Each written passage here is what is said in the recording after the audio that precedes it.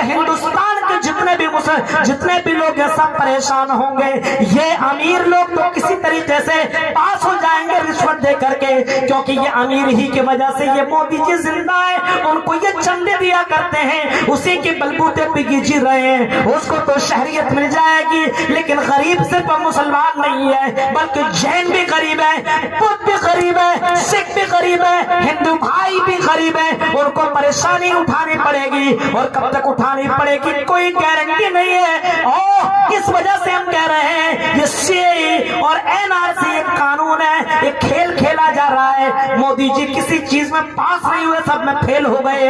اب اس طرح الجھانا چاہ رہے ہیں, سارے لوگوں کو اس میں بانٹنا چاہ رہے ہیں. ہندو اور مسلمان کو آپس میں بانٹنے کی کوشش کی جا رہی ہے تاکہ مودی صاحب کے سامنے انہوں نے جو کام کیا ہے کوئی وکاس کا کام نہیں ہوا. تم نے کہا 56 انچ کا سینہ ہے مودی جی, جب سب کو تم سٹیزن شپ دے سکتے ہو, جب کہ تم سب کو شہریت دے سکتے ہو, تو مسلمان کو کیوں نہیں دے سکتے ہو؟ یہ 56 انچ کا سینہ کہاں گیا؟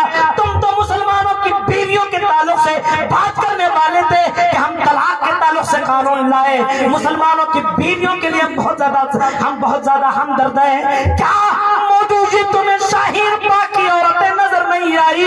مودی جی کیا تمہیں لکھنؤ کی عورتیں نظر نہیں آئی؟ کیا تمہیں حیدرآباد کی عورتیں نظر نہیں آئی؟ کیا تمہیں ناگپور کی عورتیں نظر نہیں آئی؟ کیا تمہیں کلکتہ کی عورتیں نظر نہیں آئی؟ کیا تم نے پورنیا کے اندر پروٹیسٹ کو نہیں دیکھا؟ اگر درد ہوتا تو میرے بھائی کو تم ضرور کچھ نہ کچھ قدم اٹھائے دے, ضرور تم ٹویٹ کر سکتے تھے. 56 انچ کا سینہ رکھنے والا ایک ٹویٹ بھی کرنے کو تیار نہیں ہے. اس سے بڑا جھوٹا اور اس سے بڑا دھوکے باز اور اس سے بڑا باتوں کے اوپر دھوکہ دینے والا دنیا میں کوئی دوسرا اس سے بڑھ کر کے پیدا نہیں ہوا. مودی جی تمہارے بہکاوے میں کوئی آنے والا نہیں ہے. اس وجہ سے مسلمانوں ہم تم سے گزارش کریں گے, اپیل کریں گے, تمہارے گھر کے اندر کوئی NRP کرنے کے لیے آئے, کوئی NRP کرنے کے لیے تمہارے پاس آئے, NPR کرنے کے لیے تمہارے پاس آئے, اور کوئی آدمی آ کر کے کئی کاغذ دے دو, اپنے بارے میں کچھ ڈیٹیل بتا دو. اللہ کی قسم یہ قدم کبھی بھی مت اٹھانا, کبھی بھی مت اٹھانا, کسی بھی حال میں مت اٹھانا. اس کو بولنا کون یہ قانون لایا, جواب دے گا ہمارے پردھان منتری مودی جی. آپ جواب دو گے, پردھان منتری سے بولو کہ وہ ثابت کرے یہاں کے ناگرک ہے کہ نہیں. جب ہمارا آدھار نہیں چلے گا, ہم نے ووٹ دے کر کے تم کو پردھان منتری بنایا, جب ہمارا آدھار نہیں چلے گا تو تمہارا پردھان منتری بھی نہیں چلے گا. اعلان کر دو NRC CAA اور یہ سب قانون جو لایا ہے ہندو مسلم سکھ عیسائیوں کو آپس میں ذہن کو بانٹنے کے لیے. وکاس کا کام تو ہوا نہیں, 15 لاکھ تو آئے نہیں. کہا کہ اگر نوٹ بندی میں اگر پاس نہیں ہوا, کالا دھن نہیں آیا, 50 دن تم سے لیتا ہوں, ایسے ہی کہا تھا انہوں نے. آج بھی ویڈیو موجود ہے, 50 دن مجھے چوراہے پہ پھانسی دے دینا. مودی جی ہم پھانسی نہیں دیں گے اگر ذرہ برابر بھی تمہارے اندر شرم ہے,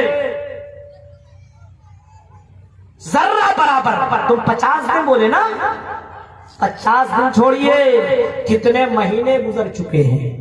ہاں 50 دن چھوڑیے, کتنے مہینے گزر چکے ہیں. ہم پھانسی نہیں دیں گے ہم تمہیں. تم نے خود بولا تھا نا میں لٹک جاؤں گا, لٹک جاؤ. تم بول کر کے جب یہ کام نہیں کر سکتے ہو, جو اپنی ماں کو لائن میں کھڑا کر سکتا ہے, 70 سالہ خاتون کو, لیڈی کو, جب ماں کو بخش نہیں سکتا ہے, ماں کے ساتھ رحم نہیں کر سکتا, دیا نہیں کر سکتا ہے, تو میرے بھائیوں وہ ہندو اور مسلم کو کیا دیکھے گا, وہ سب کو پریشان کرے گا. میرے بھائیوں یہ کالا قانون ہے, اس سب کو اس کے بارے میں خلاف اور احتجاج, پروٹیسٹ, یہ سارا چیز کرنا ہے, اور سب کو میسج بتانا ہے کہ نہیں, ہرگز نہیں, یہ زمین ہماری ہے, یہ ملک ہمارا ہے. اور اس ملک میں جو لوگ اس قانون کا سمرتھن کر رہے ہیں, سنو, وہ دیش بھکت نہیں ہے, وہ دیش کے غدار ہیں وہ لوگ. قانون کو چھیڑنے کا ادھیکار تمہیں کس نے دیا؟ قانون کو تم نے کیوں توڑا؟ میرے بھائیو تمہیں تو تم بولے تھے ہم چوکیدار ہیں، تو چوکیداری کرو نا تم۔ چوکیدار کا کام ہے گھر کا دیکھ بھال کرنا، رکھوالی کرنا، کہیں کوئی چور تو نہیں آ رہا ہے۔ اور یہی چوکیدار جب مالک سے بولے تمہارا گھر ہے کہ نہیں، بولو چوکیدار بول رہا تمہارا گھر ہے کہ نہیں بتائیے۔ جو چوکیداری کر رہا ہے وہ بولا ٹھیک ہے ہم چوکیدار ہیں، ہم تیرے گھر کی حفاظت کریں گے، ملک کی حفاظت کریں گے۔ اب ملک کے بارے میں کہہ رہا تمہارا ملک ہے کہ نہیں؟ اس سے بڑھ کر کے اور پاگل پن کیا ہو سکتا ہے؟ اس کو تو رانچی میں بھرتی کر دو نا، تو 4 تک کرنٹ لگے گا نا، سب ٹھکانے میں آ جائے۔ یہ حالات ہو چکے ہیں میرے بھائیوں۔ تو اس وجہ سے مسلمانوں ذہن میں ڈال لو،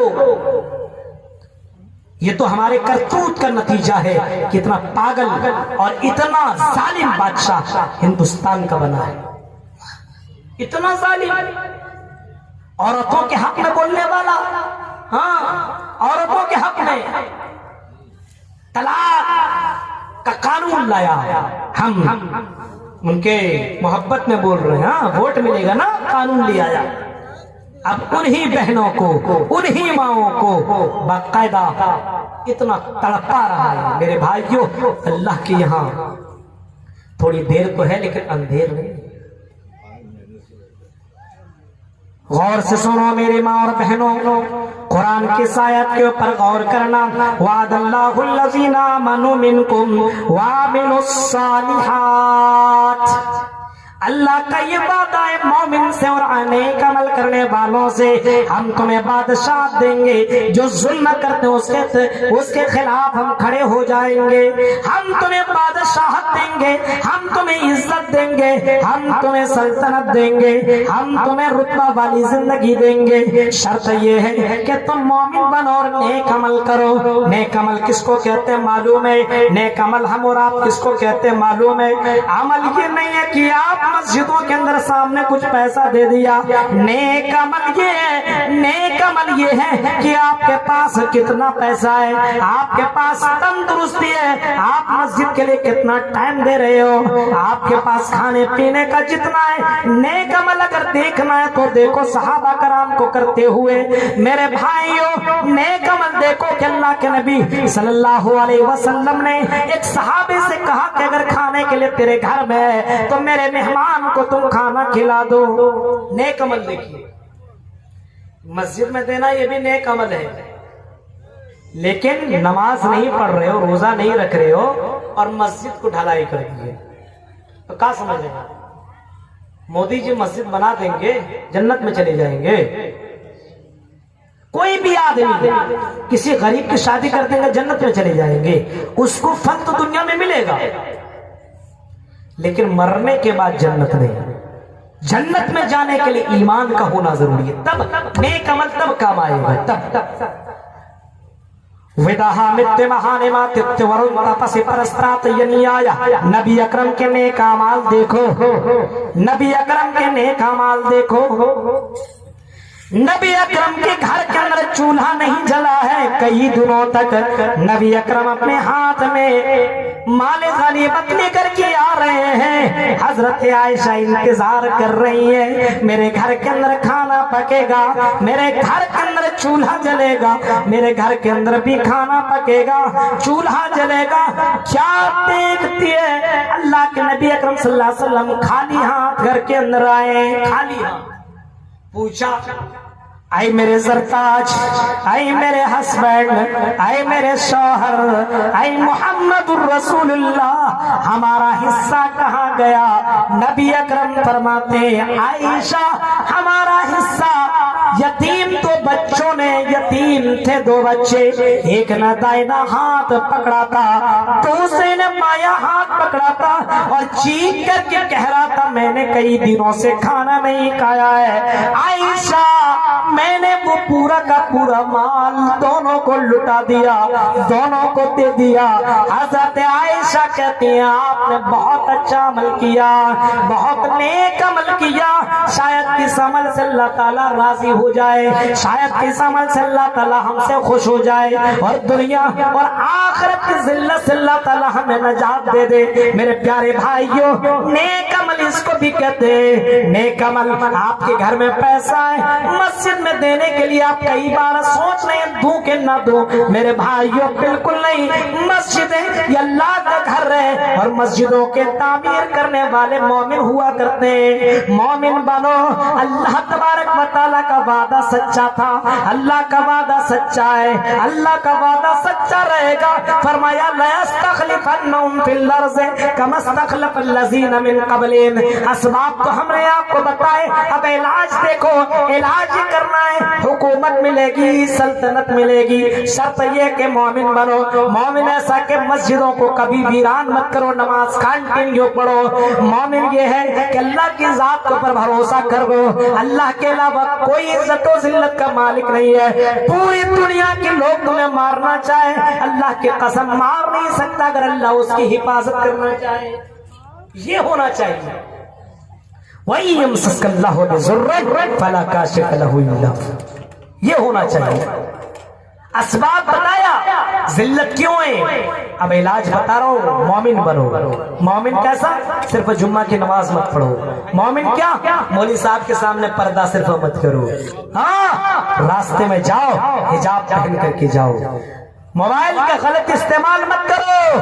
ہاں, کوئی نہیں جان رہا ہو چیٹنگ بھی اور باقاعدہ ٹک ٹاک پہ لگے ہوئے ہو.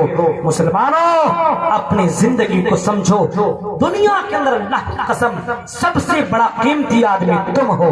امبانی سے بھی زیادہ, سب سے زیادہ قیمتی آدمی تم ہو اگر ایمان والے ہو. ایمان سے بڑھ کر کے دولت والا کوئی دوسرا نہیں. تو پہلا مومن. دوسرا نیک عمل کرو. دوسرا نیک عمل کرو اگر عزت پانی ہے. آدھار جو سدھار رہے ہو نا, آدھار اور برتھ سرٹیفکیٹ بنا رہے ہو, یہ کر رہے ہو نا, پہلے ایمان سدھارو. ایمان, اللہ کی قسم حکومت وہی دینے والا ہے, سلطنت وہی دینے والا ہے, بادشاہت وہی دینے والا ہے. کب, ابھی دیکھو کس طرح حکومت گرتی چلی جا رہی ہے. دیکھا نا آپ نے, نیوز تو پڑھتے ہوں گے. راجستھان, ہاں, اڑیسہ, جھارکھنڈ اور دلی کے بارے میں بولا تھا اس مرتبہ تو 48 اور 53 سیٹ ہمارے ہوں گے. حکومت دیکھیے, آنکھوں کے سامنے دیکھیے کیسے حکومت بدلتی ہے. ہاں, کتنی, کوئی بڑا ایسا منتری نہیں گزرا, منتری نہیں رہا ہوگا جس کو دلی کی ویدھان سبھا ابھی الیکشن میں نہ لگایا گیا. ریلیاں اتنی کی گئی, مودی جی آئے, امت شاہ جاب آئے, اور بڑے بڑے یوگی اور نہ جانے کون کون بڑے بڑے جو ڈینجر بولنے والے, زہر اگلنے والے ہیں, ان نیتاؤں کو لا کر کے زہر اگلا گیا, زہر اگلوایا گیا اور اپنی زبان سے ایسی سی باتیں نکالا کہ اتنا تیز بٹن دبانا کہ کرنٹ شاہین باغ کو لگے. اور کرنٹ کس کو لگا, مودی جی, امت شاہ کو لگا, بی جے پی کو لگا, اور ایسا کرنٹ لگا اللہ کی قسم ابھی تک کوئی ٹویٹ نہیں آیا ہے. اتنا تیز لگا ہے, بے ہوش ایسا کیا ہے. جب کرنٹ لگتا ہے نا آدمی کو تو بے ہوش ہو جاتا ہے. تو کرنٹ لگا کسی اور کو اور کہہ رہا تھا کرنٹ لگے شاہین باغ کو. تو اللہ تبارک و تعالیٰ فرماتا ہے اچھے کام کرو, اچھے کام کرو. میرے بھائی کیوں, اب غلط کام کر رہا تو دلی بھی, ابھی بہار ہے نا, اب اس کے بعد بہار ہی کا ہے باری. کہہ رہے چلو دلی تو ہمارے ہاتھ سے چلا گیا, اب چلتے ہیں بہار. ہاں, بتا دو گجرات والے کو, گجراتی سے تو بہاریوں کو بھگایا گیا تھا ابھی چند مہینے پہلے. بہار والوں کو چاہیے عقل مندی, ہے نا, عقل مندی اس میں ہے. تم اپنے گھر کے شیر ہو تو ہم بھی اپنے گھر کے شیر ہیں. تم نے ہمیں وہاں سے بھگایا تھا, اب یہاں سے ایسے بھگاؤ کہ بنگال کا رخ بھی نہ کرے. ورنہ بنگال کے اندر مچھلی کھانے والے بہت لوگ ہیں, اور مچھلی جو لوگ کھاتے ہیں سمجھ لیجئے بہت عقل مند ہوتے ہیں. مچھلی کی غذا بہت فائدہ مند کرتی ہے. مچھلی کھانا, جنت میں سب سے پہلے مچھلی کا کھانا ملے گا, معلوم, سب سے پہلے مچھلی کا کھانا جنت میں. اب اندازہ لگائیے.